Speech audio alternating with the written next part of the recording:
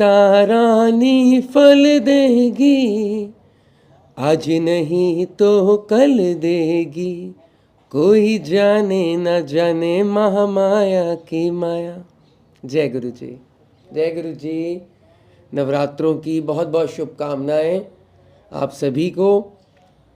I hope आप सबकी शुरुआत नवरात्रों का आज पहला दिन बहुत अच्छी रही हो और ऐसे ही आगे अच्छी तरह हम आगे बढ़ते रहें भक्ति में, ईश्वर की शक्ति में। आज का सत्संग शेयर किया है स्वाति आंटी ने, वो हम सुनते हैं और कैसे गुरुजी अपनी बेटियों की बात को हमेशा मानते हैं और बेटियों से बहुत ज़्यादा प्यार करते हैं। गुरुजी अपनी संगत से बहुत ज़्यादा प्यार करते हैं। आइए सत्संग सुनते हैं स्वाति आंटी का, उसके बाद मैं आपसे एक स्टोरी शेयर करूँगा। जय गुरु जी। जय गुरु जी। संगत जी, आज मैं गुरु जी का सत्संग पहली बार शेयर कर रही हूँ, तो मुझसे कोई भूल चूक हो जाए तो गुरु जी क्षमा करना। संगत जी मुझे क्षमा करना। आज मैं गुरु जी का शुक्राना करना चाहती हूँ। उन्होंने अपनी कृपा मुझ पे और मेरे परिवार पे बनाए रखी, उसके लिए बहुत बहुत शुक्राना गुरु जी। मैं कुछ साल पहले 2 या 3 साल पुरानी बात होगी, मैं गुरु जी के मंदिर गई अपनी बेटी को लेके। तो उस दिन जब मैं मंदिर पहुँची, मंदिर बंद था। ना उस दिन ट्यूसडे था, ना उस दिन वेडनेसडे था। संगत आई भी हुई थी पर वो मंदिर बंद था। बाहर बैनर लगा हुआ था कि कुछ दिन के लिए मंदिर बंद है। तो मैं जाके वहाँ पे बहुत निराश हुई, क्योंकि मैं बहुत उम्मीद से गई थी कि मैं आज गुरु जी का मंदिर देखूँगी, गुरु जी के दर्शन करूँगी। और मैं अपने घर में भी किसी को नहीं बता के गई थी कि मैं गुरु जी के मंदिर जा रही हूँ, क्योंकि कोई अभी मानता नहीं था, कोई भी गुरु जी से जुड़ा नहीं था। गुरु जी के मंदिर पहुंची, गुरु जी का मंदिर बंद था। तो मैं बहुत निराश होकर वापस आ रही थी। मैंने मन में सोचा कि अब जब गुरु जी मुझे अपने मंदिर बुलाएंगे, अपने आप से जोड़ेंगे, तभी मैं गुरु जी के मंदिर आऊँगी, तभी मैं गुरु जी जब अपनी ब्लेसिंग्स भेजेंगे तभी मैं गुरु जी का स्वरूप विराजमान करूँगी। जब अपने आप से वो मेरे घर आएंगे तब मैं विराजमान करूँगी। तो ऐसे ही कुछ समय बाद मेरे घर में कोई रिलेटिव आया, तो उनका लॉकेट स्वरूप कैसे मेरे घर पे छूट गया मुझे नहीं पता। मेरी बेटी ने दिखाया और कहा, मम्मा ये देखो, उन आंटी का ये लॉकेट स्वरूप हमारे घर पे रह गया है। तो मैं खुश हुई, मुझे ये लगा गुरुजी अपने आप से मेरे घर में आए हैं। मैंने उनको विराजमान किया, गुरुजी को, अपने मंदिर में। तब से मैं रोज़ गुरुजी को हाथ जोड़ने लगी, उनसे बात करने लगी। ऐसे ही धीरे धीरे मैं गुरुजी के साथ जुड़ने लगी। गुरुजी की बहुत कृपा रही मुझ पे। कुछ टाइम बाद कोविड आया, मेरी तबीयत बहुत ख़राब रहने लगी। उसके बाद गुरुजी ने मुझ पे बहुत कृपा करी, मुझे धीरे धीरे मुसीबतों से निकाला। मैं जब भी जहाँ भी जाती थी, किसी डॉक्टर के कई टेस्टिंग के लिए, मैं गुरुजी का स्वरूप अपने साथ लेके जाती थी। मैं बोलती थी, गुरुजी आप मेरे साथ चलो और आपने ही मुझे ठीक करना है।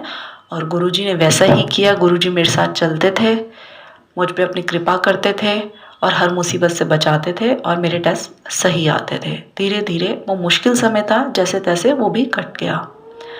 आज मैं जो सत्संग शेयर करना चाह रही हूँ वो अपने पापा का करना चाह रही हूँ।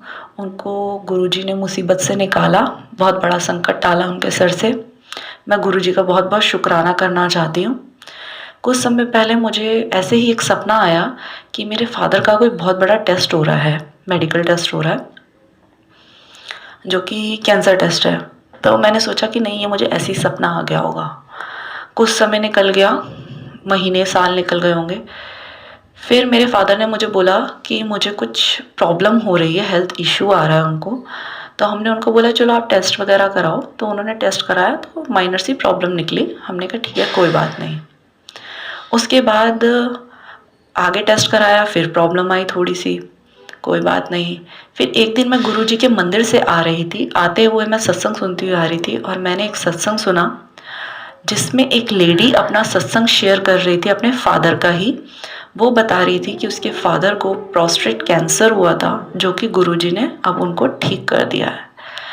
मैं उस समय मंदिर से आ रही थी और मैं बहुत घबरा गई, बहुत घबरा गई, क्योंकि मेरे फादर को भी प्रोस्टेट रिलेटेड प्रॉब्लम चल रही थी। मैं बहुत घबरा गई कि अब क्या होगा। ये गुरुजी ने मुझे कोई साइन दिया है कि ऐसी मुसीबत मेरे फादर पे आने वाली है शायद। उसी दिन मेरे फादर का एक टेस्ट था जो सही नहीं आया, जो ठीक नहीं आई, जिसकी रिपोर्ट। मैं बहुत घबरा गई। मैंने अपने ब्रदर को बोला डॉक्टर से कंसल्ट कर। उसने जितने भी डॉक्टर से कंसल्ट किया उन्होंने बोला इनके फर्दर टेस्ट कराने पड़ेंगे, रिपोर्ट ठीक नहीं आई है। मैं बहुत घबरा गई। मैंने गुरुजी से अरदास करी, गुरुजी अब आप संभालोगे सब कुछ, हम कुछ नहीं कर सकते, सब आपने ही संभालना है। पर मेरी टेंशन दिनों दिन बढ़ती गई, मुझे घबराहट बढ़ती गई कि ये हो क्या रहा है। जैसे जैसे मेरे फादर के टेस्ट होने लगे रिपोर्ट सारी खराब आने लग गई। एक टेस्ट, दो टेस्ट, तीन टेस्ट, जैसे जैसे टेस्ट हुए किसी की रिपोर्ट ठीक नहीं आई उनकी। पर गुरुजी पे मेरा विश्वास था। घबराहट तो होती है, हम इंसान हैं कि क्या होगा कैसे होगा, बट फिर भी ये था अगर गुरुजी साथ है तो संकट आया है पर वो टल जाएगा। फाइनली पापा की बायोप्सी हुई जिसमें उनको प्रोस्टेट कैंसर निकला, एडवांस स्टेज का कैंसर निकला। मैं बहुत रोई, मैं बहुत दुखी हुई, मैं बहुत दुखी हुई, बट फिर भी मुझे था गुरुजी बचा लेंगे, कुछ तो चमत्कार करेंगे, कुछ तो करेंगे, वो बचाएंगे। नेक्स्ट पेट स्कैन हुआ जिसमें रिपोर्ट और भी ख़राब आई, क्योंकि जब बायोप्सी हुई थी डॉक्टर ने बोला था कि कैंसर जो है सिर्फ प्रोस्टेट में ग्लैंड में है और अगर हम वो निकालेंगे तो कोई खतरे वाली बात नहीं है, इतना हो जाएगा, बस उसको निकालेंगे और वो ठीक हो जाएंगे, बाकी जो थोड़ा बहुत प्रोसेस होगा हम देख लेंगे, ज़्यादा फैला नहीं है, सिर्फ उसी के अंदर बढ़ा हुआ है। तो थोड़ी मुझे सबने कंसोल किया, समझाया, मेरे हस्बैंड ने, मेरे ब्रदर ने, कि घबराने की बात नहीं है, अब ये हो गया तो ऑपरेशन होगा, सर्जरी होगी, वो ठीक हो जाएंगे, ठीक है। बट जब उनका पेट स्कैन हुआ तो वो क्लियर नहीं था, बट उसमें डॉक्टर ने एक डाउट डाल दिया कि कैंसर जो है वो प्रोस्टेट से बाहर आ चुका है और उनकी बोन तक भी पहुंच चुका है। बस ये सुन के आई वाज शैटर्ड कि ये क्या हो गया। अभी तक ये था कि थोड़ा बहुत होगा, कुछ होगा, थोड़ा बहुत होगा, इन्फेक्शन होगा, चलो, फिर पता चला इतनी बड़ी प्रॉब्लम है पर सिर्फ प्रोस्टेट में है, वो निकल जाएगा, मेरे फादर ठीक हो जाएंगे। अब तो ये डॉक्टर बोल रहे हैं बाहर आ गया, और बाहर भी कहाँ, बोन में, जो कि हमेशा ही रहेगा, वो कभी क्योर ही नहीं हो पाएगा अगर बोन में है तो, और उसके लिए लाइफ टाइम उनकी मेडिसिन चलेंगे, और ये मेडिसिन झेलना आसान बात नहीं था। फिर उसके बाद मैं बहुत टेंशन में रहने लगी। ऐसे ही 1-2 महीने निकले और मेरे फादर की दवाई चलती रही। डॉक्टर ने ऑपरेट भी नहीं किया उनको, डॉक्टर ने उनको 3 मंथ्स की दवाई दी, जिसमें मैं बीच में परेशान रहने लगी कि क्यों नहीं ऑपरेट कर रहे हैं, क्यों नहीं उसको निकाल रहे हैं, ऐसे तो ये बढ़ जाएगा। मेरे फादर भी दवाइयाँ खा खा के, इतनी हैवी डोज खा खा के बहुत परेशान हो रहे थे। तो मुझे था कि अब कुछ रास्ता दिखाओ गुरुजी। हमने 1-2 डॉक्टर से और कंसल्ट किया, सबके एडवाइस अलग अलग होते थे। तो मैंने कहा गुरुजी जो आपको बेस्ट लगे आप वो करना, जो डॉक्टर उनके लिए बेस्ट लगे आप हमें वहीं भेजना, वहीं से उनका इलाज करवाना। तो हमने जो पहला डॉक्टर जिसको रेफ़र किया था हम उसी के पास जा रहे थे। तो 3 महीने की उन्होंने दवाई चलाई। उसने बोला फिर उनका एक टेस्ट होगा मेरे फादर का, अगर थोड़ा बहुत भी इन्फेक्शन कंट्रोल हुआ तो वो सर्जरी के लिए देखेंगे। मेरे फादर का 3 महीने बाद टेस्ट हुआ, उनका इन्फेक्शन गुरुजी की कृपा से कंट्रोल में था। हम खुश थे, बहुत खुश थे, बट फिर भी जो बोन में कैंसर का डर था वो बना हुआ था। मैं फिर भी अपने भाई से बार बार ज़िद कर रही थी कि उनकी बोन बायोप्सी करा, उनका दोबारा पेट स्कैन करा, नहीं होगा बाहर, नहीं होगा, डॉक्टर कह रहा है डाउटफुल है तो नहीं होगा, मेरे गुरुजी ऐसा नहीं कर सकते, नहीं होगा ऐसा। बट मेरा भाई कह रहा था नहीं, बाहर है, डॉक्टर बोल रहा है, बाकी जब उनका सर्जरी होगी तब पूरा क्लियर हो जाएगा। जी, 3 महीने बाद जब उनका एक टेस्ट हुआ जिसमें उनका इन्फेक्शन कंट्रोल आया, डॉक्टर ने देखा, डॉक्टर ने बोला ये पॉजिटिव साइन है। फिर हमने डॉक्टर से पूछा कि आगे का क्या प्रोसेस हो सकता है, तो उन्होंने बोला, हमने बोला कि आप कह रहे थे कि डाउटफुल है कि उनकी बोन में है या नहीं है, तो उसके क्लैरिटी के लिए क्या करना चाहिए। तो उन्होंने बोला चलो आप एक बार और पेट स्कैन करा लो। हमने पेट स्कैन कराया मेरे फादर का। तो पेट स्कैन में गुरुजी की कृपा से, सिर्फ गुरुजी की कृपा से मेरे फादर का जो कैंसर था सिर्फ प्रोस्टेट में था, जो कि काफ़ी हद तक कंट्रोल हो चुका था, बाहर कोई नहीं फैला हुआ था, ना बोन में था, ना प्रोस्टेट ग्लैंड के बाहर था। मुझे बहुत तसल्ली हुई, शुक्राना गुरुजी, बहुत बहुत शुक्राना गुरुजी।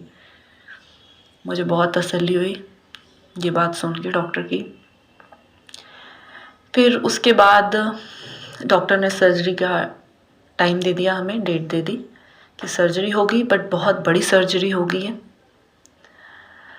घबराए हुए थे हम डॉक्टर के पास लेके गए। उन्होंने बोला कि हम सर्जरी करेंगे, उसके बाद जो है वापस से एक बायोप्सी होगी उनकी, फिर पता चलेगा कि डॉक्टर आगे का प्रोसेस क्या रखेंगे। मुझे डर लगा हुआ था, मैं गुरुजी से लगातार रोज़ अरदास कर रही थी, गुरुजी बचा लेना, मुसीबत आई है, संकट आया है, आप टाल देना इसको, बचा लेना। आप जैसे कहते हैं ना 10% भोगना पड़ेगा, बस आप वैसे ही कुछ कर दीजिएगा। और वैसा ही गुरुजी ने किया भी। मेरे फादर की सर्जरी हुई, सर्जरी अच्छी हो गई, सक्सेसफुल हो गई। मैं जब तक हॉस्पिटल पहुंची, जिस दिन सर्जरी होनी थी, सर्जरी अर्ली मॉर्निंग थी 7:30 पे, तो जब तक मैं हॉस्पिटल पहुंची मेरे फादर को मीन सर्जरी वाले जगह पे लेके जा चुके थे। तो मेरे ब्रदर वगैरह ने बोला नहीं मिलने देंगे। मैंने कहा मैं एक बार ट्राई करूँगी। मैं अपने गुरुजी का स्वरूप लेके गई। मैं चाहती थी कि एक बार माथा टिकाऊँ अपने पापा का गुरुजी के स्वरूप से। मैं गई जैसे तैसे, उन्होंने बोला उस फ्लोर पे तो लिफ्ट भी नहीं जाती, तू नहीं जा पाएगी। मैंने कहा नहीं मैं जाऊँगी, मेरे गुरुजी ज़रूर मिलवाएंगे मुझे अपने पापा से। मैं गई, मैंने उनको रिक्वेस्ट करी, मैंने बोला मैं एक बार अपने पापा से मिलना चाहती हूँ। उन्होंने मना किया। मैंने कहा प्लीज़ एक बार देखने दो। मेरे फादर सर्जरी के लिए लेटे हुए थे, अभी ऑपरेशन थिएटर में नहीं लेके गए थे, बट वो बाहर थे। मैं उनसे मिल पाई। मैंने गुरुजी का स्वरूप मेरे पापा को माथा टिकवाया और मैंने बोला मंत्र जाप करते हुए पापा आप जाओ, गुरुजी का नाम लो, और मुझे पता है गुरुजी ही सब कुछ करेंगे। मैंने गुरुजी को बोला प्लीज़ गुरुजी आप मेरे पापा के साथ ऑपरेशन थिएटर में जाइए और आप उनका ऑपरेशन करिए। तसल्ली हो गई थी कि गुरुजी सब संभालेंगे। जब तक अब गुरुजी ने इतना कंट्रोल कर लिया है, चीज़ें धीरे धीरे कम कर रहे हैं, तो आगे भी गुरुजी सब ठीक करेंगे।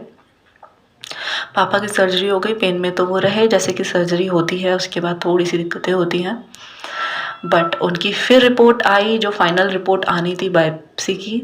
तो उससे डॉक्टर ने हमें बताया कि अब इनको आगे किसी रेडिएशन, किसी अभी थेरेपी की ज़रूरत नहीं है, किसी चीज़ की अभी ज़रूरत नहीं है, किसी दवाई की ज़रूरत नहीं है। जो कि हमें लग रहा था, जो मेरा भाई बोलता था, डॉक्टर से मिल के आता था, उसको लगता था कि ये दवाई उनकी लाइफ टाइम चलेगी और उनकी रेडिएशन थेरेपीज़ होंगी, हार्मोनल थेरेपीज़ हो सकती हैं। तो हमें ये डर बना हुआ था, बट गुरुजी की कृपा रही, बहुत कृपा रही कि वो सर्जरी हुई और डॉक्टर ने बोल दिया अभी उनको और किसी चीज़ की ज़रूरत नहीं है, ना उनको अभी कोई दवाई खाने की ज़रूरत है, ना किसी थेरेपी की ज़रूरत है। हाँ, उनकी केयर करिए आप, और 3 महीने बाद वापस हम टेस्ट करेंगे। मुझे पता है गुरुजी की कृपा रहेगी और वो आगे भी स्वस्थ रहेंगे, क्योंकि गुरुजी जिनका हाथ थाम लेते हैं वो हमेशा स्वस्थ रहते हैं। गुरुजी की कृपा में जो रहता है वो मस्त रहता है। गुरुजी का बहुत बहुत शुक्राना कि उन्होंने मेरे पापा पे कृपा करी, मेरी अरदास सुनी गुरुजी ने, हमें इस संकट से निकाला। गुरुजी अपने हर भक्त को, अपने हर बच्चे को संकट से निकालते आए हैं और आगे भी निकालते रहेंगे। गुरुजी की कृपा मुझ पे, मेरे परिवार पे, पूरे संगत परिवार पे ऐसे ही बनी रहे। जय गुरुजी। शुक्राना गुरुजी, लख लख शुक्राना गुरुजी, अनंतम शुक्राना गुरुजी। गुरुजी मुझसे सत्संग कहते हुए अगर कोई भूल चूक हो गई हो तो प्लीज़ मुझे माफ़ करना गुरुजी। हमेशा अपनी शरण में रखना हमें गुरुजी। जय गुरुजी। जय गुरुजी, जय गुरुजी। थैंक यू स्वाति आंटी, आपने अपना सत्संग शेयर किया, अपने फादर की जर्नी शेयर करी और हम सबको बताया कैसे गुरुजी ने अपनी बेटी की बात मानी और अब आपके फादर को क्योर किया। एक बहुत ही खतरनाक, जो नाम ही खतरनाक है, कैंसर, नाम सुन के ही रूह कांप जाती है, ऐसा नाम है। और गुरुजी ने तो संगत को पहले ही बोला हुआ है कि आने वाले टाइम में, ये गुरुजी जब फिज़िकल फॉर्म में थे बिफोर 2007, तो संगत को बोल गए हैं गुरुजी कि आने वाले टाइम में कैंसर और डिवोर्स, ये 2 चीज़ों की बारिश होगी। तो संगत ने पूछा उनसे कि गुरुजी डिवोर्स तो इंडिया में बहुत कम होते हैं। ये बहुत पहले की बात है, मतलब आप समझिए लगभग 20 साल पहले गुरुजी ने बोला, तो तब इतने डिवोर्स नहीं होते थे। गुरुजी ने कहा आने वाले टाइम डिवोर्स भी बहुत ज़्यादा होंगे इंडिया में और कैंसर भी बहुत ज़्यादा फैलेगा। तो आज वही दिन हम देख रहे हैं। चलिए, सबका कल्याण करें गुरुजी, सब पर कृपा बरसाएं। और बेटियों की वैसे ही गुरुजी बात बहुत ही जल्दी सुनते हैं। आइए आज हम पहले नवरात्रे के दिन अब हम सुनते हैं आज की मोटिवेशनल स्टोरी। जय गुरु जी। एक बार की बात है, ऋषिकेश में गंगा के किनारे एक संत रहा करता था। वह संत बहुत ही दयालु स्वभाव का था और नित्य भगवान की पूजा अर्चना करता था। उस संत के बहुत सारे शिष्य थे जो उसी के साथ सानिध्य शिक्षा ग्रहण कर रहे थे। वह संत जन्म से अंधा था, उसको कुछ दिखाई नहीं देता था, लेकिन उसका एक नियम था। वह प्रतिदिन सूरज ढल जाने के बाद गगनचुंबी पहाड़ों में सैर के लिए जाया करता था।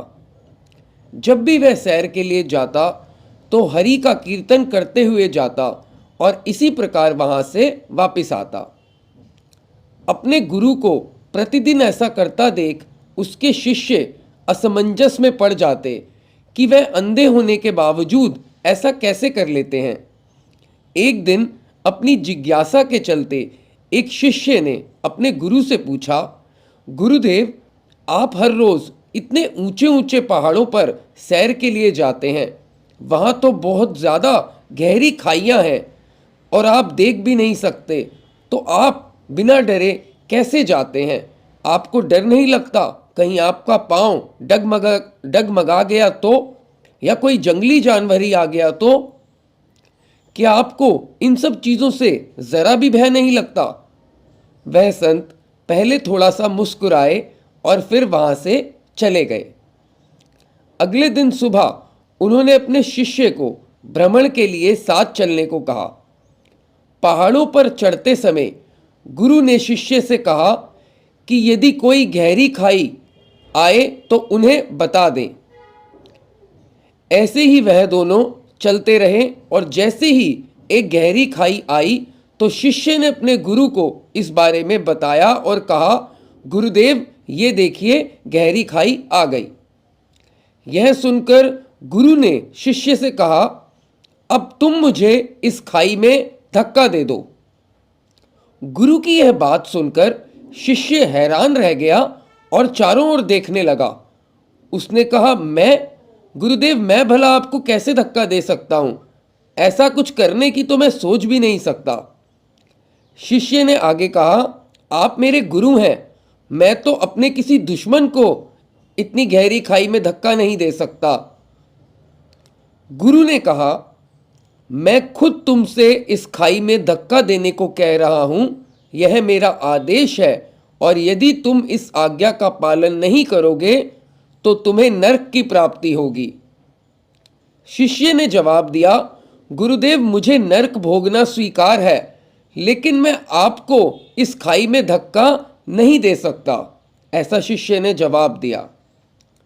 तब उस संत ने अपने शिष्य से कहा, अब तुम्हें समझ आया, जब तुम एक सामान्य मनुष्य होकर मुझे गहरी खाई में नहीं धकेल सकते, तो भला मेरे परमात्मा मुझे इस खाई में कैसे गिरने दे सकते हैं। जय गुरु जी। भगवान तो हमेशा गिरे हुए को उबारते हैं और कभी किसी के भी साथ कुछ गलत नहीं होने देते। यह सुनकर शिष्य ने अपने गुरु के चरण स्पर्श किए, उन्हें प्रणाम किया और कहा, गुरुदेव, इस सीख के लिए बहुत बहुत धन्यवाद। दोस्तों, इस छोटी सी कहानी से हम ये सीखते हैं कि हमें कभी भी ईश्वर से अपने विश्वास को कम नहीं करना चाहिए। यदि आपके साथ अभी कुछ बुरा हो भी रहा है तो हो सकता है यह आने वाले समय में कुछ अच्छा होने का संकेत हो। इसलिए भगवान पर हमेशा विश्वास करें, उन्होंने आपके लिए जरूर कुछ ना कुछ अच्छा ही सोचा होगा, क्योंकि ईश्वर कभी किसी का बुरा नहीं करते। जय गुरु जी। आई होप आपको आज का सत्संग, आज की स्टोरी पसंद आई होगी। और यदि आप भी स्वाति आंटी की तरह मुझे सत्संग भेजना चाहते हैं ताकि मैं आगे संगत के साथ शेयर करूं, तो नीचे दिए ईमेल एड्रेस पर अपना सत्संग भेजिए। और if you want to follow me, you can follow me on my Instagram. मेरा इंस्टाग्राम का लिंक नीचे डिस्क्रिप्शन में है। एक बार फिर से नवरात्रों की बहुत बहुत शुभकामनाएं, पहले नवरात्रे की बहुत बहुत शुभकामनाएं। आपके आने वाले जो दिन हैं मंगलमय हों, बहुत अच्छे बीतें, भक्ति में बीतें, ईश्वर की शक्ति में बीतें। अपना ख्याल रखिए, अपने पूरे परिवार का ख्याल रखिए। Thank you very much for staying with me. Stay blessed. जय गुरु जी। Bye bye.